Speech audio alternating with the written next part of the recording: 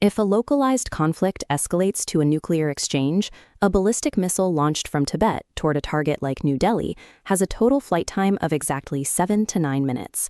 A standard ballistic threat follows a predictable physics model. The missile is propelled out of the atmosphere, reaching suborbital altitudes of around 1,000 kilometers, roughly the height of the International Space Station, before plummeting back toward Earth at velocities exceeding Mach 24. India's current ballistic missile defense, or BMD architecture, is designed to solve this spatio-temporal constraint. The system relies on a highly integrated loop of orbital intelligence gathering and multi-tier terminal phase effectors. This highlights the physical scale of those terminal effectors, specifically the vertical launch canisters of the S-400 system, which provide the high-altitude interception layer. Standard intercept calculations break down completely against modern payload configurations, specifically multiple independently targetable reentry vehicles, or MIRVs, and hypersonic glide platforms.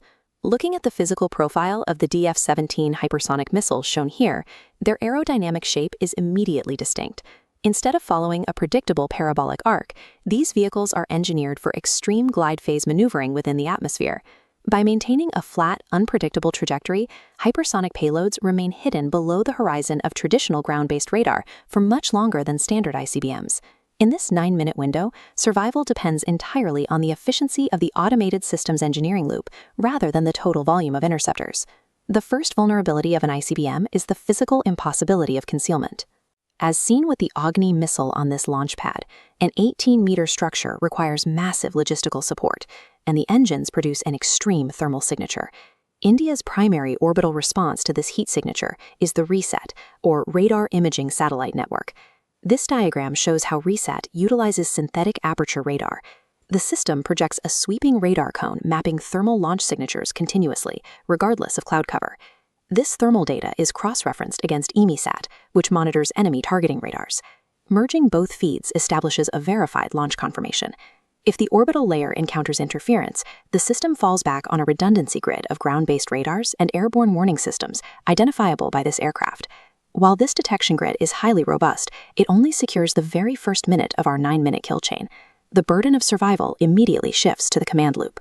Verified launch telemetry flows directly into the BMD control command and the integrated defense staff, initiating the categorization phase. Here, the architecture encounters an analytical bottleneck at the Integrated Air Command and Control System and DRDO's Battle Management System. Human operators and processors face a heavy computational task. They must determine if the incoming radar cross-section is a single warhead, a decoy designed to waste interceptors, or a MIRV carrying multiple warheads. Once the payload is categorized, the target assignment protocol activates. The system must calculate the precise trajectory to determine whether an exoatmospheric or terminal phase effector should take the shot. A standard intercontinental ballistic missile offers a roughly 25-minute mid-course window in space. A regional strike from Tibet compresses that window to just a few minutes. Ground-based radars face severe limitations when attempting to track minimal cross-sections traveling through the upper atmosphere. The combination of minimal tracking data and a severely compressed timeline renders mid-course interception highly improbable. The defense grid is forced to rely almost entirely on the terminal phase. When the vehicle enters the terminal phase, it drops from the edge of space at Mach 24, generating immense kinetic energy and extreme friction. At this velocity, the interception window for the entire effector grid shrinks to a tight margin of just 60 to 120 seconds. The lower tier of India's defense grid utilizes systems like the Akash, shown here on its mobile tracked vehicle, designed for rapid, shorter-range interception. Naval and medium-range interception integration is handled primarily by the Barak 8 architecture. To hit targets just outside or entering the atmosphere, the Prithvi air defense system utilizes rapid vertical thrust, as captured in this launch profile. The current Phase 1 interceptors are optimized for single-target engagement, utilizing a logic designed to collide with one specific radar signature at a time. This creates a critical vulnerability against a MIRV payload. As a MIRV enters the terminal phase, the nose cone falls away, releasing 5 to 10 independent nuclear warheads simultaneously. A multi-warhead terminal entry mathematically saturates Phase 1 defenses. Once the payload splits, acquiring and destroying 10 separate targets traveling at Mach 24 in under 2 minutes becomes nearly impossible. If the terminal intercept fails and a nuclear payload detonates over the capital, the political leadership and primary command structures are instantly destroyed. How does the nation respond? The architecture accounts for this via the Decapitation Strike Response Protocol, a structural failsafes hard-coded into the military apparatus.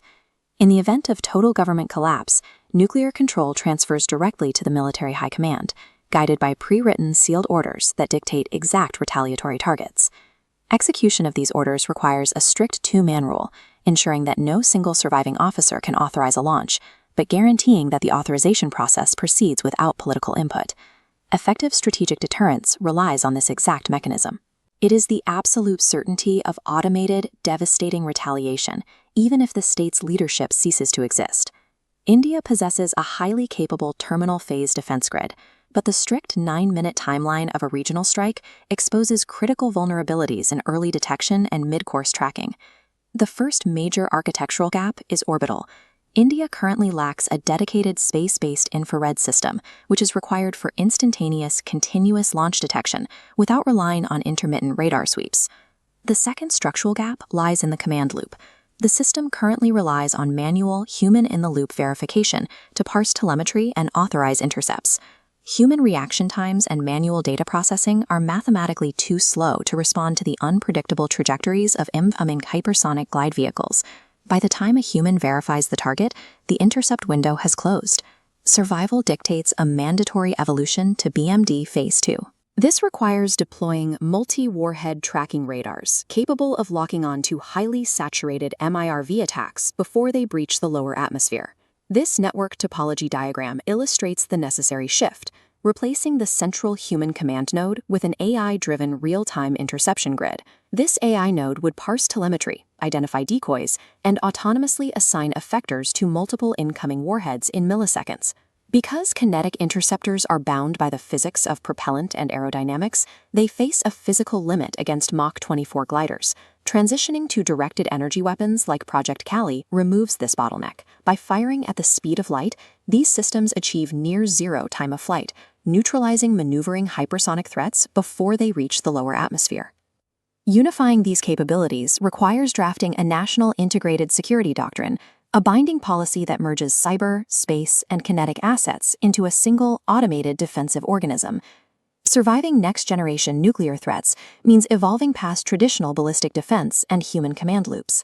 The kill chain must transition fully into an integrated, autonomous architecture. I hope you enjoyed this deep dive. If you want to keep exploring history with us notifications, every like helps this channel grow and keep these stories alive. See you in the next one.